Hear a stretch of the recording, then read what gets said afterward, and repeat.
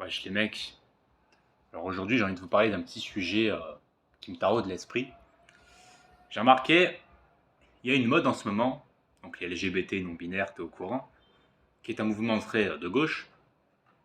Et j'ai remarqué en fait leur idée woke, c'est de vouloir faire table rase du passé, tout déconstruire.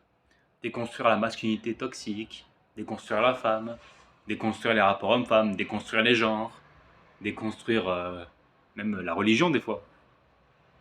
Enfin j'ai l'impression. Et comment te dire?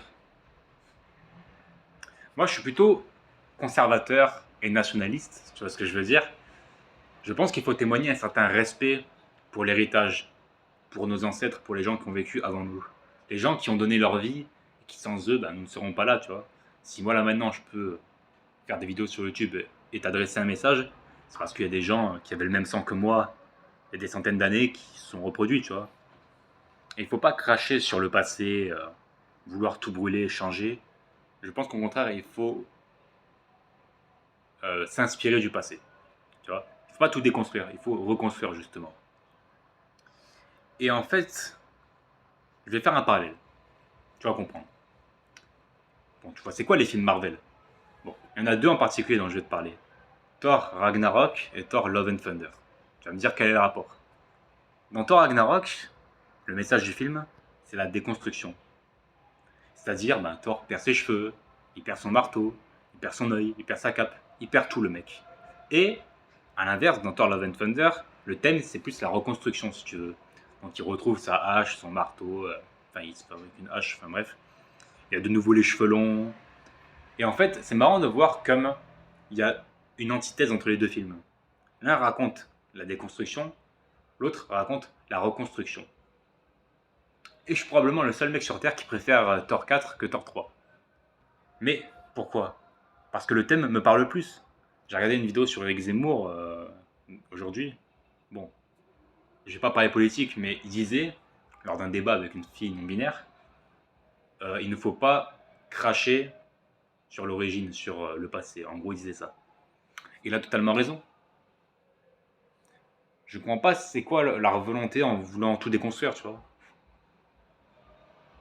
Donc, conclusion, ne renie pas ton héritage, mais inspire-toi-en pour bâtir un avenir meilleur. C'est en se souvenant du passé qu'on arrive à ne pas reproduire les mêmes erreurs dans le futur. Et oui, le but, c'est que toutes les générations soient meilleures que les précédentes. C'est pour ça qu'on se reproduit, c'est pour évoluer, devenir meilleur d'année en année. Ça me fait aussi penser à Star Wars 8 et Star Wars 9. Pareil, dans The Last Jedi, le message du film, c'est la déconstruction. Et dans The Rise of Skywalker, le thème, c'est la reconstruction.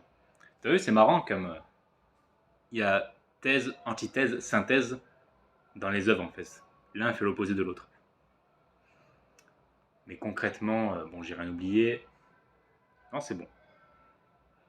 J'espère juste que mon message sera pas mal interprété, d'accord? Si vous êtes de non-binaire ou LGBT, ce que vous voulez, hein. Enfin, vous êtes libre d'avoir des bords politiques très à gauche.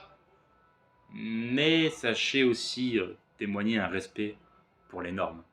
Parce que comme je le dis souvent, la biologie l'emporte sur la société. Pourquoi il y a des toilettes hommes et des toilettes femmes? Parce que biologiquement, on a soit une bite, soit un vagin. C'est pas l'inverse. La société ne l'emporte pas sur la biologie. D'accord? Voilà. Donc arrêtez de vouloir tout déconstruire, masculinité toxique, et retenez les erreurs surtout du passé. Arrêtez de vouloir faire table rase. Je pense qu'il faut se souvenir des erreurs pour bâtir un meilleur avenir.